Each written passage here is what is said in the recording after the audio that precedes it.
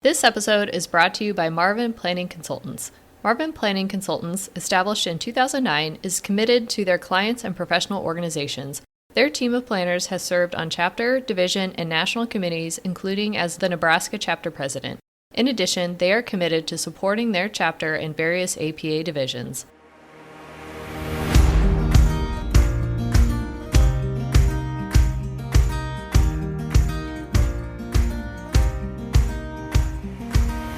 You're listening to the Booked on Planning podcast, a project of the Nebraska chapter of the American Planning Association. In each episode, we dive into how cities function by talking with authors on housing, transportation, and everything in between. Join us as we get booked on planning.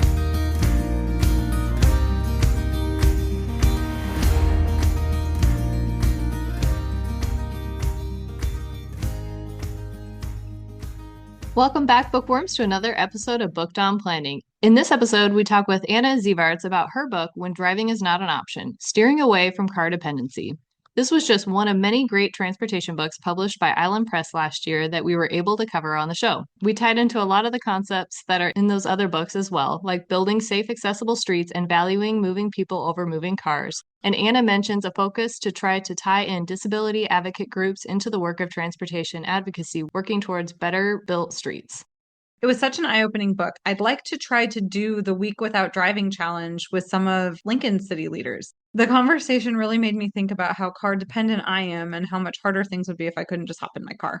What really stuck with me in this episode was finding a way to value people outside a car as people who need to get places. It seems so glaringly obvious that we would plan this way, but we don't. And the number of non-drivers is higher than you might think when you think about children, elderly, disabled people. So let's get into our conversation with author Anna Zivarts about her book, When Driving is Not an Option, Steering Away from Car Dependency. Anna, welcome to the Booked on Planning podcast. We're happy to have you on to talk about your book, When Driving is Not an Option, Steering Away from Car Dependency. Can you start off by talking about what spurred you to write this book? Yeah, hi, thanks for having me. So this book comes both out of my personal experience and then work I got to do at Disability Rights Washington, which is where I work now. But I was born with an eye condition called nystagmus, and it's a neurological condition. It makes my eyes shake all the time when I'm conscious, and they don't really know totally why it does that, what causes it, but it reduces my visual acuity. And so I do not see well enough to drive a car, among other things. And so that's really shaped the direction of my life in many ways, both in, where I can live, where I choose to live, and the kind of work I do and the work I do connected to the disability community. And in the introduction of the book, you point out that a third of people in the U.S. can't drive, and this population includes people who are disabled, can't afford to drive, are minority, immigrant, seniors, and youth. And it's often challenging to get a good count on this population, but it's the first step in valuing the needs of non-drivers. How have you been able to successfully account for this population in the work that you've done? So this started from me growing up in a semi-rural part of Washington state and feeling like when I turned 16 and I couldn't get my driver's license, I was the only one, right? I didn't really know other adults who didn't drive, or I didn't think I did. And then I moved to New York City after college, and it felt so exciting for it to be totally normalized not to have a car and not to get places driving yourself. And that was lovely for me to be surrounded by so many other transit riders and people who walked and rolled and biked, took the subway to get places. And so when I had a kid, I decided I wanted to move back closer to family, had the opportunity to move back here to Washington State where I am now. And I remember reaching out to people here trying to figure out, does everyone drive? Because that was my experience growing up here. Is it going to be possible for me to get around without driving? And, heard from some folks who were living here who were riding bikes and taking the bus that it was possible. But it wasn't really until I started working at a disability organization when I met lots of other disabled folks who didn't drive and couldn't drive that I started to see, oh my gosh, there are so many non-drivers out there. And then I started reflecting more on the work I had done for many years in New York with labor unions, with service worker unions, where many of the members were low-wage immigrants, lots of low-wage immigrant women who couldn't afford cars and also didn't have driver's licenses. And so I started to think, gosh, there are so many of us. And then you think about kids kids, you think about people aging out of driving. And that's sort of when I started to realize that there was this sort of unseen and unrecognized need for transportation access that didn't involve driving. And it wasn't just people who wanted to bike places out of sort of, the fun of doing that or the desire to be environmental. There were many people who didn't have that choice. It's interesting you point out once you started looking, you started seeing all these other people. Because I've noticed that when I started paying attention to who is actually biking year round, I've started to notice like there are a lot of people actually out biking. The perception is that there's not people biking for commuting, but once you start to look, you see that there are plenty of people out there choosing to do that or that have to do that. Exactly, right? And you start to notice it in all sorts of ways, the people biking, and it's probably like in my neighborhood, if you got a nice fancy e-bike, you're going to take the relaxing like bike routes, but those are all really through hilly areas. And so if you can't afford an e-bike, you're going to be riding the sidewalks on the arterials because those are much flatter. And every time I'm down there trying to cross this big gnarly arterial in my neighborhood, I see people biking out of necessity. Or, when you see the like paths worn in the shoulder and the side of busy roads where there's no sidewalk, and you're like, okay, a lot of people walk here. And we may not see them all the time, but clearly there are people who are using this part of our infrastructure out of necessity who we're not recognizing as valid users of this transportation system or, rewarding with a system that really is designed around their needs. And one of the points that you make in the book that struck me is that apps like Google Earth actually aren't really all that helpful in planning out walking and biking routes, which I would have never thought of. So, can you explain why that is and what communities can do to help reduce this gap in data information? Oh my gosh, the data gap. It's huge, right? And it's so frustrating, because we've had Google Maps now for a long time, but it's really just based on car routes. And so when you take a pedestrian route or you ask for a pedestrian route, what it's doing is just telling you, the car route at a slower speed. And that doesn't work if you need to make sure that you have an accessible route, for example, with curb ramps or with accessible pedestrian, the audible tactile signals to get across an intersection. And so there are folks out there doing really great data collection around trying to map accessibility and sidewalks, but it's not universal yet. And, there's not the expectation that it's something that our transportation departments collect and maintain the way they do data about roadways for cars. And that part for me is so frustrating because, they could, and it's not like it's rocket science. Like the technology exists now. There's lots of different ways to do it, but they're worried about the liability if they have all this data that shows missing sidewalks or missing curb ramps and someone gets hurt or someone wants to bring an ADA complaint, they don't want to be responsible. And so they'd rather not have that data, which is then how do you go out and make a plan to fix the gaps if you don't actually know where those gaps are? Yeah, one of the frustrating things as well is so like with our bike network in our downtown core, there's areas where you're not supposed to ride on the sidewalk, but we also have a lot of one-way streets.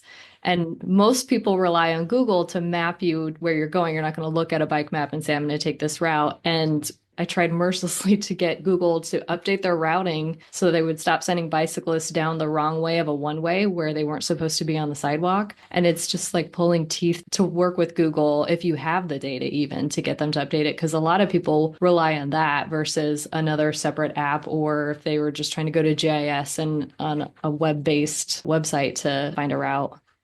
Yeah, it is so frustrating that Google hasn't figured out biking stuff better. And I think they just haven't put the resources there. But like the bike to transit piece, like that's not a routable option on Google is just ridiculous because it's mostly how I get around now if I'm biking somewhere. And yeah, but there's no way to sort of figure it out with the transit connections. Yeah, Yeah, that is frustrating. infuriating. I have to say, the transit app I've become a fan of. It doesn't always have all the data on local transit schedules as much as Google does in parts of our state, but it for Seattle it's pretty good.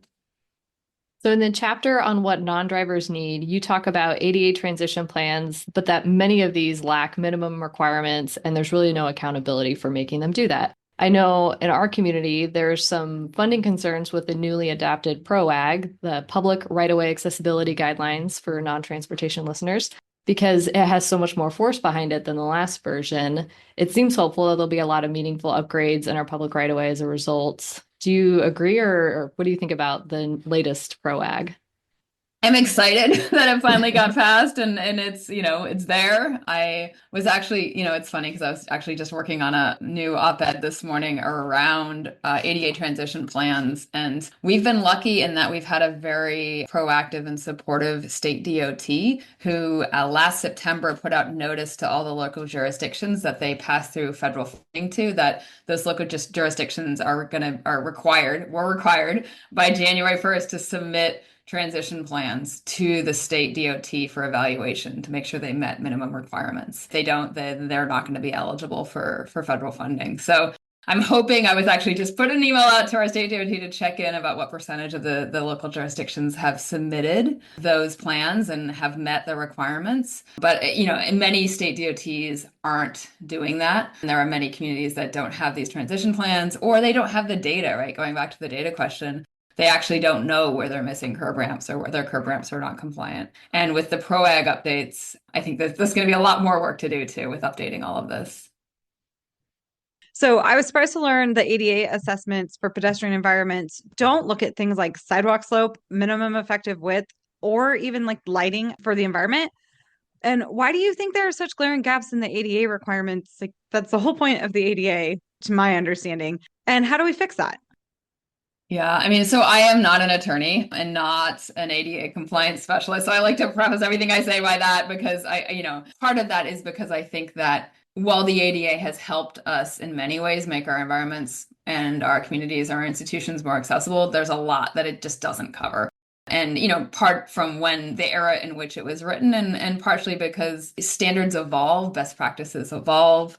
And these things are expensive and people didn't want them to be included. Like you think about, how cab companies got carve outs around ADA accessibility when the ADA passed and now how that's impacted the accessibility of ride hail and potentially, the accessibility of robotaxis, right? And that comes down to the industries getting carve outs, right? So I think there's lots of other ways we can create change though outside of that sort of legal enforcement. And so it's up to us to do the organizing and create the political pressure to demand change because at the end of the day, like these changes that we need are so expensive that it's going to take that political will to fund them.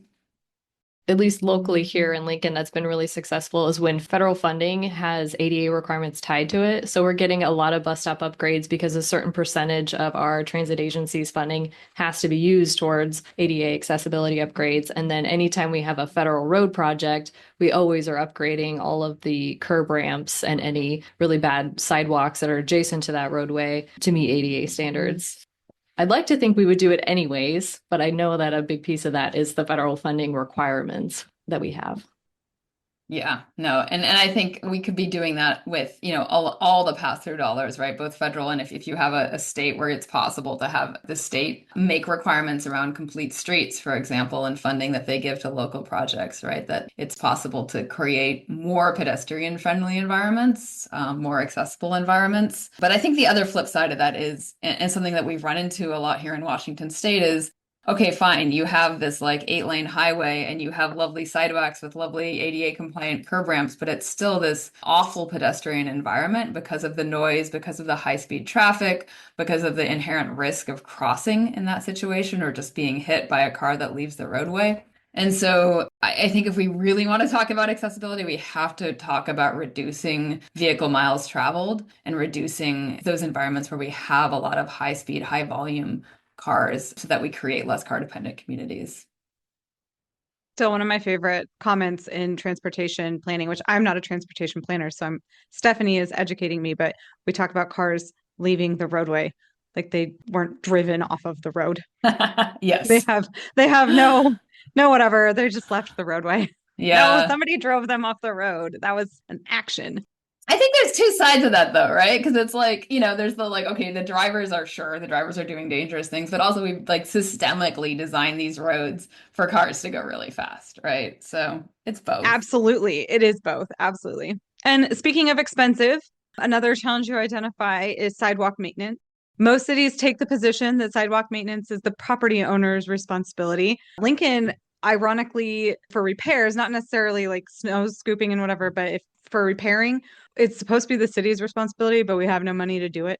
This is generally a problem because people really aren't proactive about their sidewalk maintenance. What other models for sidewalk maintenance have you come across or think are good models that cities could implement?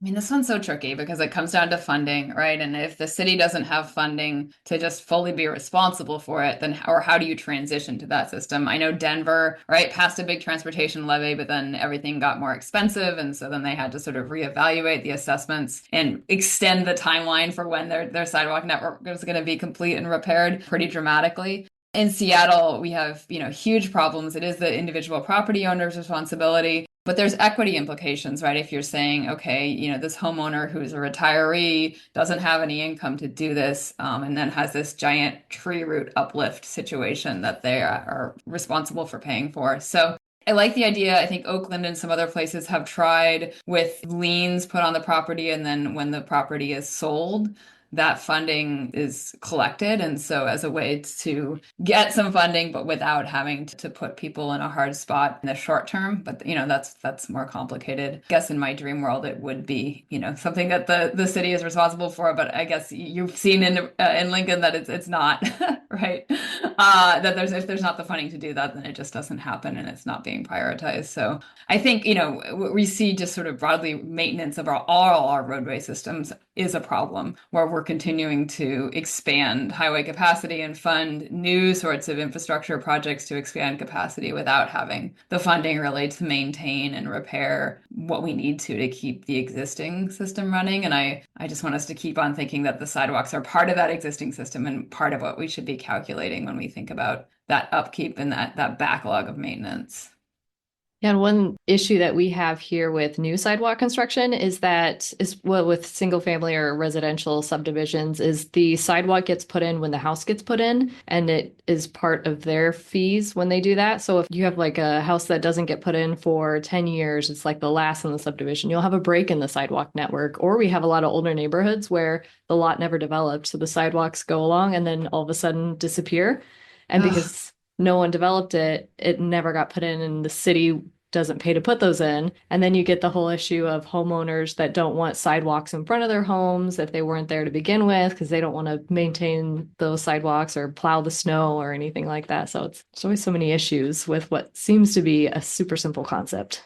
Oh, it's interesting. We have a lot of streets in Seattle that don't have sidewalks at all. And, people then use that space for car parking. And so and it's not that cars couldn't still be parked on the streets if they built the sidewalks, but then the roadway would be narrower and cause slower traffic, which is, my street is lucky and it's actually kind of unique to Seattle. I haven't seen this a lot of other places where they're like de facto one-way streets because of street parking. And so cars really have to slow down because you always are going to be encountering another car coming the other direction and have to kind of pull into an open spot to let that other car pass. So it's beautiful sort of natural traffic calming, but it can only happen if the sidewalks get built out and the street gets narrowed by cars parking on both sides. So, yeah. My street here in Lincoln is like that too. If cars are parked, it's just a one way. And my parents are from a rural area and they come in, they're like, how do you drive in this? And I was like, you just slow down. It's not hard. It's great. Yeah. Sometimes I think during the pandemic, so many people weren't working from home on my block, which was great, or just, were home a lot with their cars. And then as people started going back into the office, the cars were all gone during the day. And I noticed, cars going through much more quickly. And so we have this thing called chip drop. There's so many trees in our area and people, need trees trimmed or taken down because they've fallen down. And so arborists will go around and they'll have these trucks full of wood chips that are free that they're just trying to get rid of. And so you could put in this request through this app to get free loads of wood chips and logs. Whenever the traffic gets too much on our street, I'll put one in front of our house as traffic calming because it acts like a car that I don't have to be able to slow down cars a little bit and force them to yield. That's genius. Yeah, it's great. I don't know how many cities this exists in, and you need a lot of trees to make it work, but it is brilliant. So we just interviewed Grant Ennis on his book Dark PR, which is all about industry framing and how it's counterproductive to positive change. And in it, he talked about real change coming from organized coalitions fighting at the top level. And you say something similar about needing to build a big enough coalition to demand change. How can advocates either start or plug into this type of work as it relates to transportation advocacy? I mean, what I'm excited about is the potential to bring in some of the disability community into active transportation and transit organizing. Because I think often disabled advocates are separate or separated or doing other things. And while these issues are super important to us, we may not be connected to, say, a transit or biking or walking or safe streets or, safe routes to school sort of advocacy spaces. And so how do you bring those connections together? And that's been exciting work for me. And part of the work that has happened has been through this Week Without Driving challenge that we initially launched here in Washington State. It's gone 4 years now.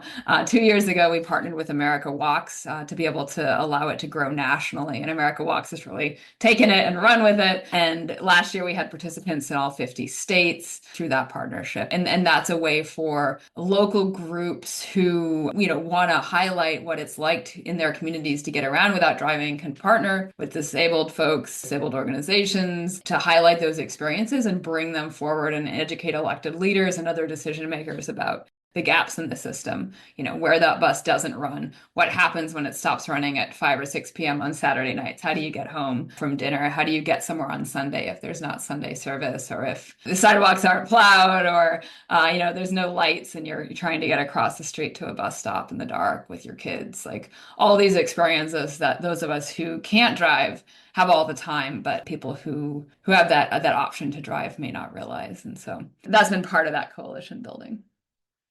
One of the examples that you highlight is the city of Bellingham's success with reconfiguring the way that they measured the movement of people, which I never really thought about. So can you explain what they did and why you felt that was a good example? Yeah, I met Chris Como, who's planner with the city of Bellingham for a long time and now works as a consultant. But, they were having a lot of growth. A lot of Washington State has had a lot of growth and, a lot new people coming in and pressure, right, to continue to expand their street widths and their street capacity because there was traffic. And he was really, I think, instrumental in helping folks there think about, well, okay, traffic can be a good thing because we want it to be safe to walk and roll around our communities, and traffic slows things down a little bit. And also traffic means, that we're a vibrant community, that people want to be here. And with that vibrancy, it's okay if it takes you a little longer at rush hour to get through town. But that, I think, is something that we've struggled with a lot in Washington State, and I think a lot of places in the West where people sort of came and they weren't very densely populated. They weren't big cities yet. And then as growth has happened and we've had incredible population growth and incredible wealth growth, all of that change has really been challenging for folks to accept that we are transitioning from, small towns and smaller communities into large cities, and we need to prepare to get around differently and to be in a sort of a different built environment because we have grown so much. They were like, well, everybody should be considered traffic, and how Yes. everybody moves is important. Like, and like, isn't that the worst duh moment that every planner should have? But I don't think enough planners have had that yet.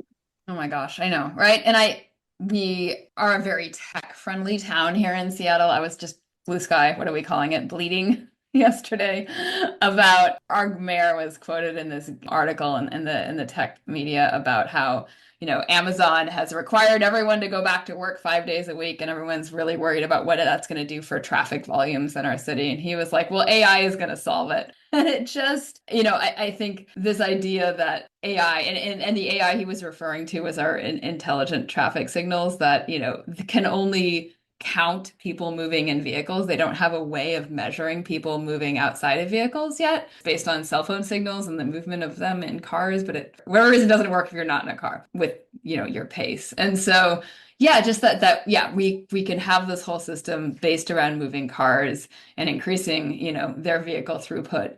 And that's what we're going to measure as success as a city, even a city with like very explicit goals around climate and vehicle miles traveled reductions and Vision Zero. We're still going to, spend a lot of money on these intelligent traffic signals that just value car throughput. And the reliance on AI to fix everything, or things like EVs are going to be the solution to everything, it doesn't change anything about how the current system is operating. And it's clearly not operating well when there's just a crazy amount of rise in deaths of pedestrian and bicyclists year over year. Yeah. No, and part of that is like not counting, right? Like not valuing people outside of cars as people who need to go places. And that goes back to that, I think what we were talking about at the beginning with non-drivers and just like counting non-drivers as people who have valid mobility needs. And I guess, I don't know if you want to get like all dark, but someone I know, an advocate here in Washington State who is low vision like I am, was crossing a street in December with a friend of his. I haven't seen, the police reports yet, but a driver almost hit them. They got in an argument with the driver. The driver got out and assaulted my friend, and my friend then died as a result of those injuries. And it makes me so angry. And it particularly makes me angry in that the devaluing of people who are moving outside of vehicles, like that they don't have a right to be on the street, feels really hard. Oh, it's just been on my mind. Yeah, no, I totally understand the amount of times that biking with traffic and a car gets too close or gets aggressive and just how angry it makes me that they don't value the lives of people around them. And they don't Yeah. understand the risks that everyone else outside of a vehicle takes. It baffles me. Yeah. I think one of the more impactful ways to make change is getting elected officials on board and getting them to understand why we need to make change. Because we can ask for better infrastructure all day long or try and implement complete streets programs, but it really comes down to local elected officials, which is why I thought the Week Without Driving campaign is so impactful. And it seems to have been successful in the communities where they've gotten their elected leaders to try this out for an entire week because they understand what's going on. How have communities been able to convince their officials to participate in these kind of activities? Yeah, I mean, it's a lift, right, for a lot of electeds because so many of our communities are so car dependent. And, even our electeds here that participated the very first year, I think, we went to the people who were already sort of, the transit supporters and the bike folks. And even there's a council member, her name's Claudia Balducci here in King County, and she participated the first year. And I think her takeaway was, wow, like I actually thought I could totally do this and it would be easy, but I am used to when there's a trip that's inconvenient or dark, or I have to take my kids somewhere on the weekend with soccer equipment, like that those sorts of trips she would drive. And she said to actually do all her trips for the week was eye-opening. And I think so that piece I think is really valuable for folks who are already our allies to get them to understand that it's not just the easy trips, that there are people in their communities that need to do this for all trips. And it's those, marginal trips that aren't so easy or fun or comfortable that we need to be figuring out. The other piece that's been surprising and I think encouraging for me with this is the places where we've had elected leaders join us who perhaps aren't already allies. And a lot of the times that's because they have a family member who is a non-driver, who is disabled or can't drive for other reasons, and so are already sort of empathetic and sympathetic to what we're asking. And so that's been, I think, an in to places where people don't see themselves as like, part of the bike lobby. I'm particularly excited about how we expand that sort of outreach and really deepen some of the connections with disability organizations that haven't seen themselves in sort of this advocacy space before, perhaps. But this is a way in and a way for disabled community members to build relationships with elected leaders. Another way to have change occur is to change how we're educating people throughout this. But I know I didn't really have hardly a transportation class, and certainly it didn't focus on disability mobility at all. Stephanie, I don't know if you had anything. Nope. It was an elected, and I did not elect to be a transportation planner back then. It's fair. So, why do you think urban planning and engineering schools have so far failed to consider this kind of accessibility? I mean, we talk about walkability all of the time, but schools don't seem to be making the connection. So, how can we help those schools bridge that gap?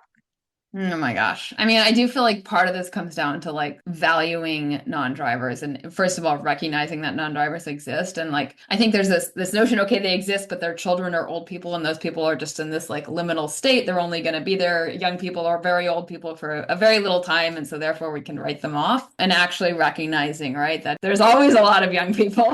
There's always a lot of people in our communities that have aged out of driving. And there are also people for whom, like myself, who will never drive with disabilities, or people who who really can't afford to, and maybe there's this aspirational idea that they're going to be able to afford a car, but that may or may not be the case anytime soon. And so rather than sort of projecting this drivingness on everyone, let's really recognize that it's not working very well for so many people. And then there's other people who would prefer not to and choose not to if they can set up their lives in a way that they don't have to drive so much. So I feel like it comes back to that, like, valuing non-drivers. And I think, when I talk to audiences, and in particular like engineers or folks who work in DOTs, the biggest pushback I get is around this, like, but there can't actually be that many non-drivers, right? Like, you're making this up. Like, this is not real. And I think that is because it challenges this notion that we've designed the system, that works really well for driving and is failing a lot of other people. So I think that that's sort of the heart of why it's not taught.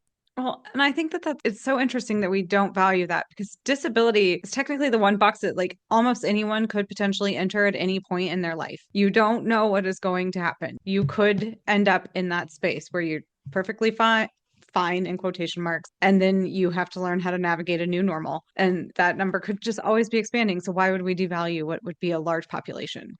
Doesn't make sense. Yeah. I mean, there's so much fear about that happening, right? People don't want to think about it. And, having had the opportunities to talk to some folks who recently lost the ability to drive or have had their licenses suspended for medical reasons, there is so much anger, right? When it happens and when that's not what you're expecting your life to have happen to you. And so, yeah, I mean, I think there's also a bit of, like, plugging the ears and la la la la, like, I don't want to know. I don't want to think about this, because if it was to happen to me, my life, the way it's set up right now, would be so disrupted. Well, in conclusion, while we would recommend everybody pick up a copy of your book and read through it because it's so eye-opening, what are other books that you would recommend our readers check out?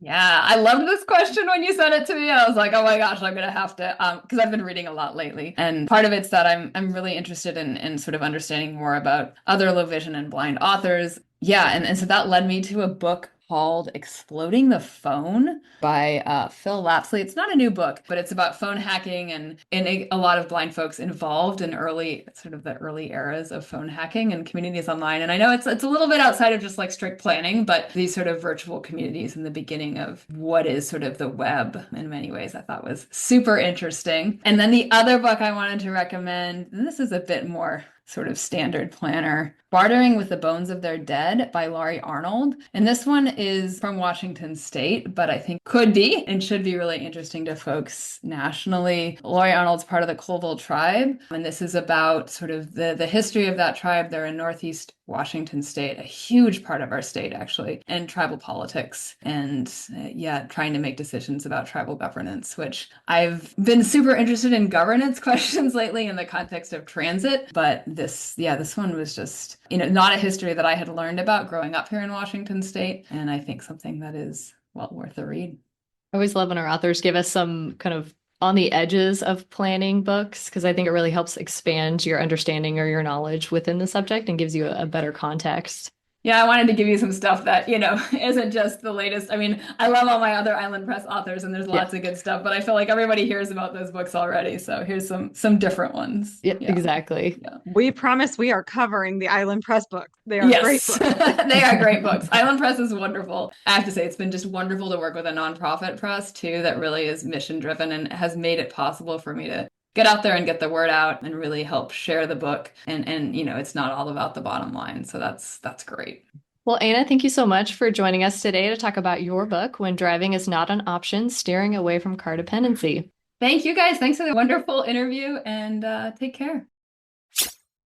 We hope you enjoyed this conversation with Anna Zivarts about her book, When Driving is Not an Option, Steering Away from Car Dependency. You can get your own copy through the publisher at Island Press, or click the link in our show notes to take you directly to our affiliate page. Remember to subscribe to the show wherever you listen to podcasts, and please rate, review, and share the show. Thank you for listening, and we'll talk to you next time on Booked on Planning.